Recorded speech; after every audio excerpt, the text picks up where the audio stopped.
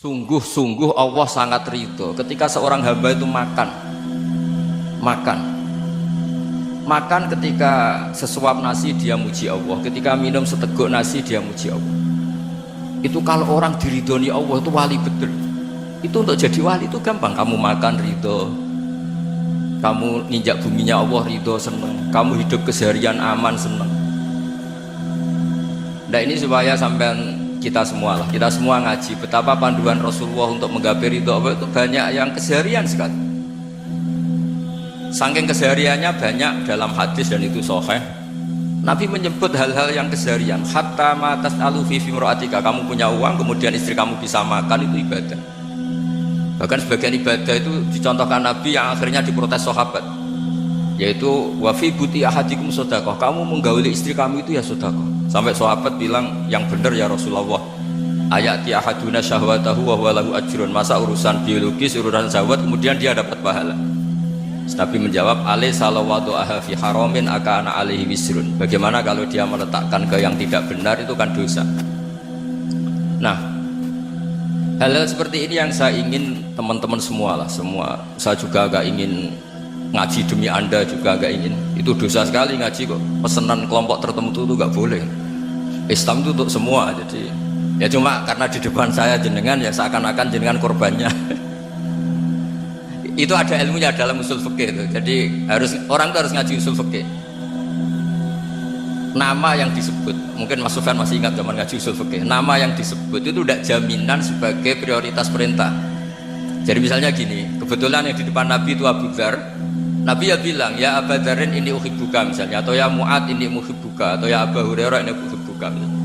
Banyaklah riwayat yang Nabi nyebut ya Abu Dzarin, ya Mu'ad, ya Abu Hurairah. Kemudian misalnya Nabi meneruskan khitab, ini uhibbuka, saya mencintai kamu, fakul dubur sholatin, atau sebagian riwayat disebut fala tada'anna dubura kulli sholatin Allahumma inni ala dzikrika wa syukrika wa husni ibadatik. Saya mencintai kamu, siapa saja, Mu'ad bisa, Abu Dzar bisa, siapa.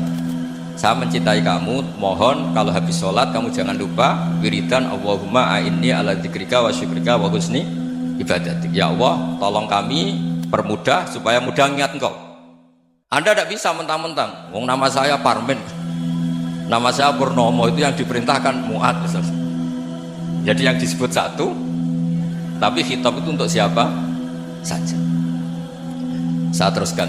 Jadi saya mohon semua kita melakukan kebaikan itu, kalau dalam kaidah fikih disebut al yakin la yuzalu bisyak. Banyak kebaikan yang kebenarannya itu 100%, tidak punya efek samping ke pihak lain, ke kelompok lain, ke komunitas lain. Itu tadi misalnya Anda makan dan itu murah sekali, hanya butuh satu piring, setiap punyaan kamu muji Allah, setiap minum kamu muji Allah. Itu redaksinya Rasulullah SAW disebut Allah sangat ridho ketika seorang hamba makan kemudian dia memuji Allah, atau minum kemudian dia muji Allah. Logikanya gampang, negara seperti ini yang kamu harapkan bentuknya kayak apa, mertua, ipar, komunitas, tetangga, itu nyata terjadi itu kan belum pasti. Sementara yang mesti terjadi adalah kamu butuh makan, kalau tidak mati, butuh minum, kalau tidak mati, butuh bumi yang nyaman ditempati, kalau tidak kita juga mati. Sebab itu Allah kalau menyebut nikmatnya itu hal-hal yang keseharian. Alladzi at'amahum min ju'. Allah itu siapa? Allah itu yang menciptakan kamu bisa makan, tidak berlebihan. Allah itu yang menciptakan kondisi sosial itu ideal. Zaman Nabi itu ya ada orang munafik, orang-orang pilihan Allah itu juga diuji orang sekelilingnya yang macam-macam. Semua diuji sesuai konteks zaman dan waktu. Nah, tapi ada ibadah-ibadah yang selalu disarankan Nabi. Sampai Nabi itu pernah ditanya, ayul islami khairun ya Rasulullah, Islam terbaik itu gimana? Jawaban Nabi itu unik, it'amut ta'am, Islam terbaik itu ya makan-makan, santai-santai. Ketika Allah menyebut beberapa kebaikan, falak tahamal aqobah, wa ma adrokan Allah mal aqobah, terusannya apa? Fakku rokobah, terusannya apa? Au it'amun fi yaumin di masubaya, atau acara makan-makan itu juga Islam. Kenapa? Ya bayangkan kalau tidak ada makanan kita mati kan. Kondisi sosial tidak ideal tuh Anda masih gak apa-apa, tapi kalau Anda tidak makan, Anda tidak minum, Kamu punya istri cerewet masih bisa hidup, punya mertua cerewet masih bisa hidup. Tapi kalau tidak makan bisa mati. Berarti penting mana istri sama makan? Penting mana? Makan. Semoga istri Anda dengar. Nanti kamu disuruh makan tapi pulang deh. Itu kalau dibahasakan makan masih memahami. Penting mana nasi satu piring dengan istri. Nggak ada nasi mati, nggak ada istri belum mati. Penting mana? Gak berani jawab kan? Ternyata Anda ada garang kan di depan istri. Jadi saya mohonlah, mungkin Mas Sufyan Sauri tadi yang bisa bantulah teman-teman tuh ngaji yang keseharian saja. Karena kita nyari ridho Allah itu berdasar firman Allah, dan firman Allah itu menyebut keseharian tuh yang gampang. Itu tadi misalnya wa min ayatihi manamukum billaili wan nahar. Termasuk ayat-ayat Allah itu kamu tidur. Maka dulu itu ada guyonan, ada tokoh Mu'tazilah, kelompok dalam Islam yang berpikir manusia itu bisa menentukan ikhtiarnya sendiri. Karena saya bisa duduk, ingin berdiri, berdiri. Karena kelompok ini nggak terima kalau semua kehendak Allah, nanti bagaimana kalau semua kehendak Allah kok ada hisab, ya ada sanksi. Lucunya itu dia akhirnya, ini cerita ya, mencintai seorang perempuan cantik sekali, dan itu dia menjadi ahli sunnah itu oleh hal-hal yang sepele.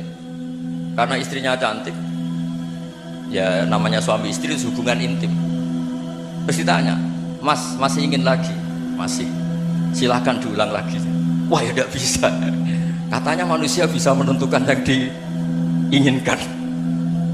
Itu tobat itu. Itu nggak bisa ditobatkan Mas Sufyan Ats-Tsauri. Orang cantik yang mudah nobatkan orang itu orang cantik. Segampang itu. Akhirnya kita tahu, makanya kalau dalam kitab hikam itu disebut al-aqil mayyakul madza yaf'alu wa bi wal ghafil mayyakul madza af'al. Orang yang punya akal karena sadar ini wilayah Allah, semua milik Tuhan, itu dia tiap hari berpikir besok Allah akan melakukan apa terhadap dunia ini. Kamu merencanakan sesuatu, mau plesir ternyata gempa, mau wisata ke Rusia ternyata perang. Kamu tidak pernah tahu apa yang akan terjadi besok. Wa ma tadri nafsum madza taksibu ghadan. Tapi anda semua kita ini sering punya jadwal permanen. Makanya saya kalau diundang siapa saja bisa netekdir. Yang jelas Gus ini acara penting. Ya masih acara penting, nak pangeran ngersakno piye kok ape dadi pangeran, kamu kok mau jadi Tuhan. Itu kadang ya kiai. Penting Gus acara ini jenengan harus memastikan bisa. Yo kamu itu yang ngajarin tauhid, sesuatu itu biadillah kok bilang-bilang apa pasti. Kalau saya terus tak tobatkan kamu kata saya. Ya kalau gitu Gus bilang insyaallah. Wah itu hati saya, fisik saya, roh saya sudah bilang insya Allah. Tidak usah kamu latih kata saya. Nah hal-hal tauhid keseharian itu gampang sebetulnya. Wal ghafil yaqulu madza af'al. Tapi orang yang lupa Allah dia setiap hari bilang besok apa, kita bisa melakukan apa. Seakan-akan dia itu aktor, dia penting, dia subjek permanen dia. Padahal kita ini hanya objek kehendak Allah Subhanahu wa taala. Karena kita yakin sesuatu yang terjadi di alam raya ini kita tidak bisa apa-apa. Makanya saya sering ngaji, sering bilang, ketika Anda mensifati Allah, dia yang menghidupkan, sudah itu tanamkan, sehingga ketika kita mati santai saja. Kenapa santai?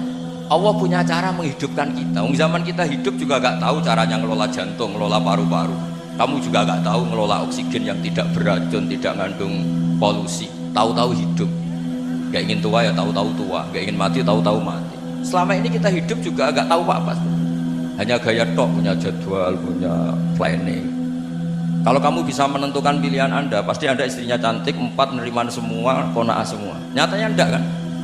Ada 1 jelek, cerewet. Oh itu kan, nyatanya enggak bisa apa-apa Anda kan? Dan kamu bawa mati lagi. Itu kan, istri Anda juga gitu, punya keinginan, punya suami yang ganteng, yang jabat, yang neriman, yang enggak poligami. Ya enggak kesampaian juga. Kalau kita ngitung tingkat kegagalan kita itu gagal terus. Ya kan? Nah, terus ingat Allah. Maka yaf'alu wa bi. Orang yang punya akal selalu berpikir Allah itu menghendaki apa terhadap saya. Dengan sama-sama orang melihat orang yang serius, itu kata Anda itu pemikir berat, serius, senang punya tokoh yang merengut tuh, karena kamu anggap serius. Tapi sebagian orang anggap orang yang serius itu wong merengut, wong masam, wong muka kok ditekuk. Jadi sama Itu hati ya muqallibal qulub tsabbit qalbi ala dini, karena kita nggak tahu cara berpikir kita tentang orang lain, tentang sekeliling kita. Misalnya kita orang baik yang jenis merumat fakir miskin, ada orang bangun masjid mewah itu janggal. Apa artinya masjid mewah kalau banyak orang kelaparan? Tapi kalau yang jenis pendidikan, apa artinya masjid mewah kalau tidak bisa ngaji?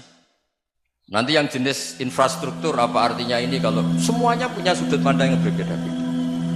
Dan Islam mengapresiasi semua kebaikan. Tapi katakan semua kebaikan itu adalah kehendak Allah Subhanahu wa taala. Karena apapun baik Anda itu pakai fasilitas yang diberikan oleh Allah Subhanahu wa taala. Sehingga ini yang disebut qulillah tsumadarhum fi khawtihim yal'abun. Ya, kembali tadi ke tema-tema bahwa keseharian Anda ini sudah Islam. Saat Anda tidak bisa melakukan apa saja. Saya sering ada jenazah, biasanya kalau tetangga meninggal saya sering disuruh ngelepas. Saya bilang orang ini baik karena sering ngelampun di rumah, sering nganggur di rumah. Ditanya sama anaknya, kenapa Gus nganggur baik? Ya kalau dia nganggur artinya juga gak berbuat sesuatu yang maksiat kan? Ya kan, orang nganggur di rumahnya ya gak bunuh orang, gak maling, gak korupsi, ya namanya nganggur di rumah. Lah cuma istri cara pandang nganggur gak menghasilkan uang itu, tapi juga gak menghasilkan kriminal kan? Jadi sebenarnya Islam itu cara, makanya kalau sampai ngaji usul fikih itu ada kitab usul fikih namanya Lubul Usul, itu terkenal sekali di pesantren itu. Itu kalau ngapresiasi keseharian itu luar biasa. Itsma min mubahin illa wa yatahaqqaqu bihi tarku haramimma. Karena keseharian yang mubah saat Anda lakukan itu ada kehebatan yang luar biasa, yaitu meninggalkan haram. Makanya dulu banyak orang-orang alim ketemu temannya itu guyon sampai semalaman. Itu biasanya yang semangat Islam itu, kiai kok tidak tahajud, kiai kok tidak witir. Orang yang sedang mapan uangnya banyak, malam itu tidak kelayaban itu sudah luar biasa. Melawan nafsu supaya tidak maksiat itu sudah luar biasa. Supaya lupa guyon sama temannya semalaman sampai subuh, gejlok-gejlokan ngenang zaman miskin, zaman kuliah nggak jelas, zaman apa. Melihatnya jangan tarku tahajud seperti ini, meninggalkan tahajud, tapi meninggalkannya ini talkul muharramat. Jadi kayak apa hebatnya? Sehingga Imam Ghazali punya riwayat yang agak unik. Hatta takuna ibadatu akhiri hadil ummah iku an-naum. Sehingga suatu saat ibadah terbaik umat ini itu tidur. Itu kan riwayat kontroversi. Ketika Imam Ghazali ditanya, kenapa iya? Kenapa kamu mulai keluar dari rumah itu sudah banyak maksiat, melihat perempuan yang enggak mahram, melihat fenomena. Tapi kalau kamu tidur itu enggak melihat apa-apa. Tapi juga kamu jangan nganggap tidur itu ibadah betul. Saatnya melakukan fardhu ain malah masih tidur. Tapi itu sudut pandang yang menjadikan kita Islam itu gampang. Jadi saat Anda tidak bisa aktivitas apa-apa, misalnya ada beberapa orang yang lumpuh. Lumpuh itu memang nggak bisa Jumatan, nggak bisa ibadah, tapi dia juga nggak bisa maksiat. Tidur itu memang Anda saat itu udah bisa tahajud, udah bisa witir, tapi saat itu ada zina, ada maling, ada gosipkan orang, ada bully orang, ada menanamkan kebencian, ada hasud. Sehingga tidur menurut Allah Ta'ala wa min ayatihi manamukum billaili apa? Benar. Karena di tidur itu selain ada unsur istirahat, jaga kestamina, juga ada unsur meninggalkan beberapa keburukan.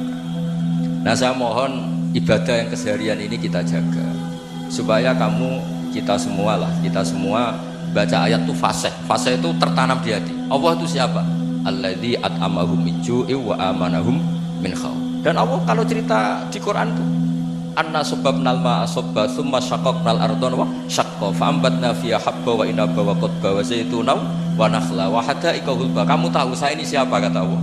Saya ini adalah Tuhan yang menurunkan air, kemudian ada tanaman banyak, habba wa inaba wa qadba, ada zaitun, ada tin, kalau orang Jawa mungkin ada tela, ada padi, ada mangga, ada pisang. Sudah. Wa inaba wa zaituna wa nakhla wa hada'iqa hulba, ada perkebunan yang lebat. Tujuannya apa? Mata Allahum, silahkan kamu pakai, kamu nikmati. Tapi karena kadang kita ini punya ide-ide besar. Tadi untuk syukur saja nunggu punya istri riman, rumah baik, tetangga baik, komunitas baik, semuanya baik baru syukur. Lama-lama nanti ada di surga, syukurnya nunggu surga paling kelas A. Itu sudah ada yang menghuni Rasulullah, kamu gak boleh di situ. Masa untuk syukur saja? Repotnya Masya Allah. Jadi mohon Al-Quran yang kalau Anda hafalkan juz sama itu kan ada ayat-ayat yang kayak tadi. Ya, fal yang duril insanu ila ta'am. Coba lihat apa yang kamu makan ya. dari mana? Dan untuk mempertahankan hidup kamu keseharian. Jadi jangan kira ibadah itu harus membentuk komunitas yang versi Anda. Ibadah itu harus yang hal yang mulu-mulu. Kesehariannya Anda alami. Loh, ini saya tidak bikin-bikin. Saya ngaji bukan karena berdasar pesanan. Itu ayat yang saya bacakan betul ada ayatnya kan. Fal yang dzuril insanu ila ta'ami anna sababnal ma'a sabba thumma syaqaqnal arda syaqqa fa ambasna fiha habba wa inaba wa qadba wa zaituna wa nakhla wa hadaiqa ghulba. Terusannya apa? Mata'al lakum, silakan kamu nikmati. Mata itu silakan kamu nikmati. Ya kayak sampean dikasih hidangan ya makan. Ya sudah makan, habis makan ya minum, habis itu ngantuk ya tidur. Ya sudah normal-normal saja. Kayak apa indahnya Islam. Tapi Anda mencari Islam yang gimana lagi? Nah itu yang diajarkan guru-guru kita, diajarkan sanad kita sampai Wali Songo, sampai Rasulullah SAW. Bahwa pada akhirnya ada jihad, ada perang. Itu dulu memang perang, bukan membunuh, beda. Dulu kita dijajah Belanda ya perang, dan itu normal karena kita dijajah. Jadi ketika orang lain ingin baik sama kita, wa in ahadum minal musyrikin astajaruka ya fajirhu hatta yasma'a kalam Allah. Kalau mereka ingin baik ya kita baik.